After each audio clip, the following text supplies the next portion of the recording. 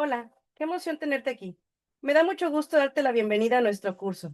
Estoy convencida que este formato te dará la libertad que necesitas para aprender a tu propio ritmo.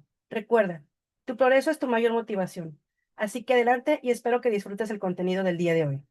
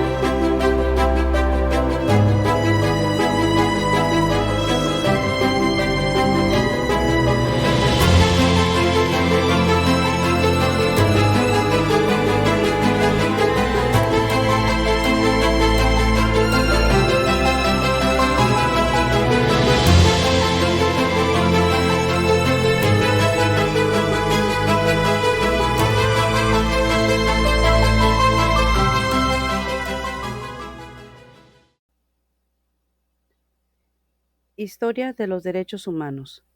Etapa preclásica y clásica. Etapa preclásica. Antigüedad al Renacimiento.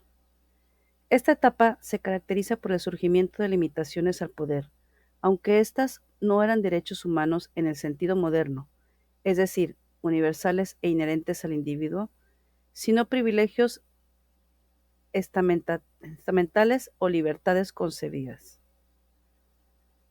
Antigüedad. Aunque las civilizaciones no tenían un concepto de derechos individuales universales, se encuentran ecos de dignidad y justicia. El Código de Hammurabi en Mesopotamia o los principios de la democracia ateniense, libertades cívicas para los ciudadanos, son ejemplos de legalidad y participación incipiente. Edad Media. Surgen los primeros documentos que limitan el poder monárquico a favor de la nobleza o estamentos específicos.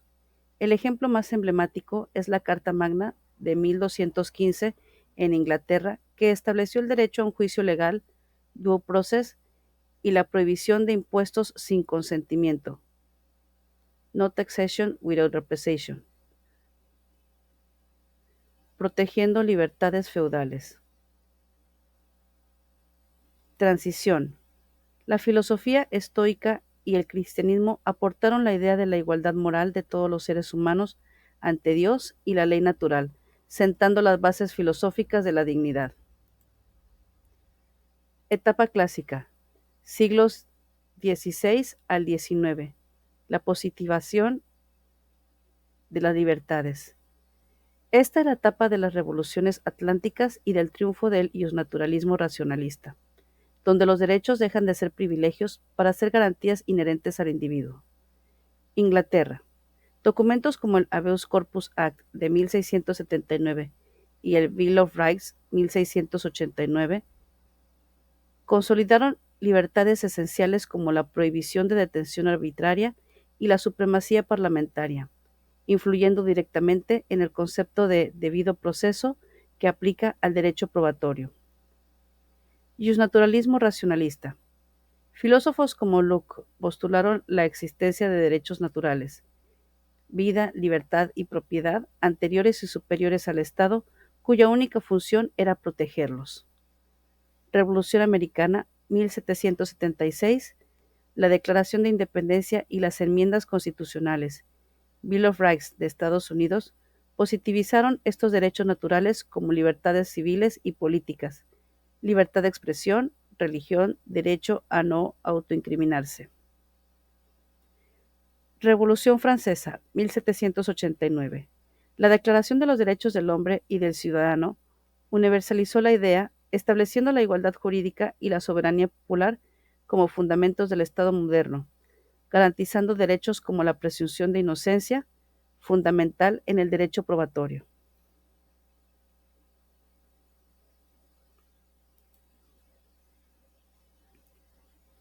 La etapa preclásica abarca las formas tempranas en las que las sociedades articulaban ideas de justicia, dignidad, deberes y restricciones al poder. No existía todavía la noción moderna de derechos humanos, pero sí repertorios de normas y prácticas, tanto jurídicas, religiosas y políticas, que sentaron las bases para desarrollos posteriores. Civilizaciones del cercano Oriente y códigos antiguos. En Mesopotamia, el Código de Hammurabi, siglo XVIII al siglo XVII a.C., es uno de los ejemplos más citados de regulación sistematizada. Recoge reglas sobre la propiedad, la familia, la responsabilidad y las sanciones. Aunque su lógica es retributiva y no contempla derechos universales en sentido moderno, institucionaliza la idea de que el poder se ejerce según normas escritas.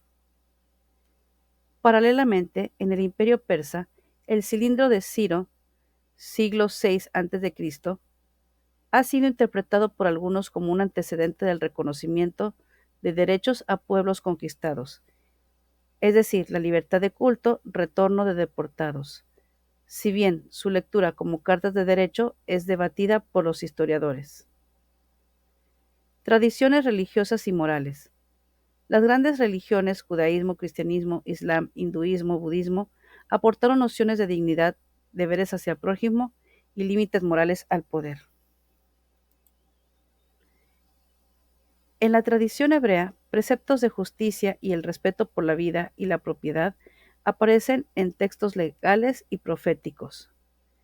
En la tradición cristiana, aunque la idea del derecho individual se desarrolló lentamente, la concepción de la igualdad espiritual ante Dios y, más tarde, el reconocimiento de la dignidad humana influyeron en la configuración de valores éticos que alimentaron la posterior teoría de los derechos. En la India, textos dármicos y prácticas del Mahatma y del pensamiento budista aportaron nociones de compasión, justicia y deber hacia el otro. Los edictos de ciertos gobernantes, por ejemplo, Asoka, muestran una preocupación por el trato humano y la protección de sujetos vulnerables. Grecia y Roma, política y derecho. La antigua Grecia ofrece conceptos relevantes: la isonomía, que es la igualdad ante la ley, y la idea de ciudadanía en las polis griegas que, aunque restringida a un grupo limitado, introdujo debates sobre participación, derechos políticos y obligaciones. Filósofos como Sócrates, Platón y Aristóteles reflexionaron sobre la justicia y la virtud y el orden político. Los estoicos aportaron la idea de una ley natural universal que más tarde influiría en el pensamiento iusnaturalista. Roma, por su parte, desarrolló una tradición jurídica institucionalizada que influyó decisivamente en ius romanos, derechos de los ciudadanos, ius civile, ius gentium, normas aplicables entre gentes. Introdujo conceptos de propiedad, contrato y procesos legales.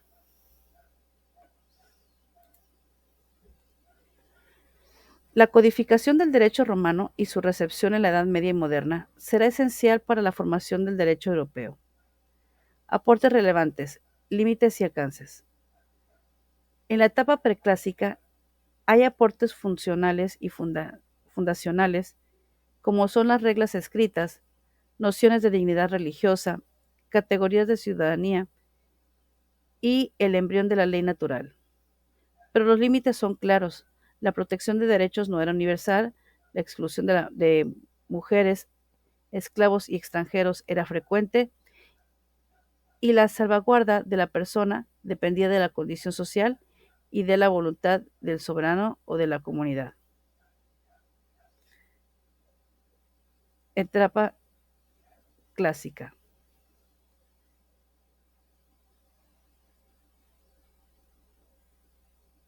También es importante mencionar que existe la codificación del derecho romano y su recepción en la Edad Media y moderna, la cual será esencial para la formación del derecho europeo.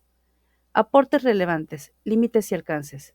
En la etapa preclásica hay aportes fundacionales donde hay reglas escritas, nociones de dignidad religiosa, categorías de ciudadanía y el embrión de la ley natural, lo cual, como ya lo vimos anteriormente, esto nos ayuda precisamente a evitar todos aquellos errores que se cometieron en épocas anteriores, las cuales ya en esta etapa se están viendo como violaciones precisamente a la dignidad de la persona.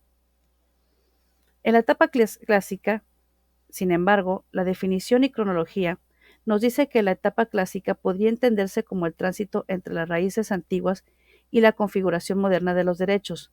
Comprende la Edad Media tardía, el Renacimiento, la Reforma, la emergencia del pensamiento moderno entre los siglos XVI y XVIII y culmina con las revoluciones políticas que consagraron principios liberales.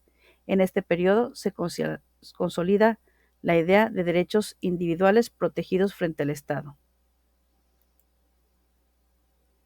Pensamiento medieval y escolástico.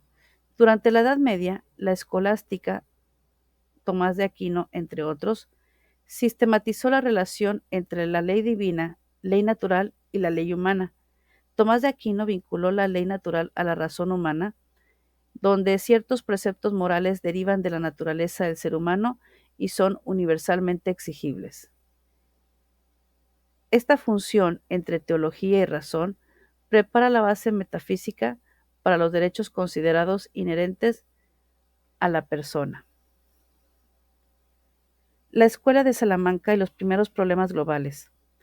En el siglo XVI, juristas y teólogos españoles de la Escuela de Salamanca, Vitoria, Francisco de Vitoria Suárez, enfrentaron cuestiones inéditas: el trato a pueblos indígenas en América, la legitimidad de la guerra y el comercio internacional. Estos pensadores avanzaron en nociones de dignidad humana y de derechos derivados de la condición humana, anticipando argumentos contra la esclavitud y el abuso colonial. El iusnaturalismo moderno, Groco y el derecho internacional. Hugo Groco, del siglo XVII, fundó una teoría del derecho natural aplicada a las relaciones entre estados. La idea de que existen normas racionadas por la naturaleza y la razón trasciende fronteras y fundamenta normas internacionales, incluidas reglas humanitarias. Contractualismo y la emergencia de derechos individuales. El pensamiento contractualista de Hobbes, Locke y Rousseau reformuló la legitimidad del poder político. Los individuos, al entrar en contrato social, conservan o renuncian derechos según el acuerdo. Locke, en particular, articuló la idea de derechos humanos, como lo son la vida, libertad y propiedad, anteriores al Estado, que el Estado debe proteger. Estas nociones serán cruciales para los documentos fundacionales de la modernidad política. Documentos funcionales y revoluciones. Varios hitos internacionalizaron ideas de libertad y de derechos. La Magna Carta o la Carta Magna en 1215 restringió la autoridad real en Inglaterra y reconoció ciertas garantías, así como procedimientos concretos que limitaron el poder arbitrario, aunque no derechos universales sin sentido moderno. Bill of Rights, Inglaterra, 1689. Reforzó libertades políticas tras la Gloriosa Revolución. Declaración de Independencia de los Estados Unidos Mexicanos, así como los Estados Unidos de América, 1776. Consagró principios de derecho natural y derechos inalienables, los cuales tenemos vida, libertad y búsqueda de la felicidad. Declaración de los Derechos del Hombre y del Ciudadano, Francia, 1789. Proclamó principios de libertad, igualdad y soberanía nacional. Constituyó un texto canónico que articuló ideas republicanas y de dignidad formalmente aplicables a ciudadanos. Estas declaraciones marcaron la transición de concepciones teóricas a enunciados que la inspiraron en constituciones y leyes. Límites y contradicciones. Aún en la época clásica persisten contradicciones, exclusión de mujeres y esclavos, disputas sobre ciudadanía y tensiones entre igualdad formal y desigualdades materiales. Además, la universalidad proclamada a menudo coexiste con prácticas coloniales y racistas.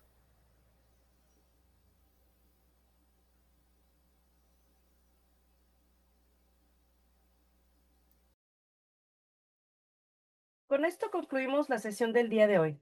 Te animo a reflexionar sobre lo que has aprendido. ¿Qué idea te pareció más útil? ¿Qué desafío crees que enfrentas al aplicar lo aprendido? Recuerda que tu aprendizaje no termina aquí. Nos vemos en la próxima sesión. Hasta luego.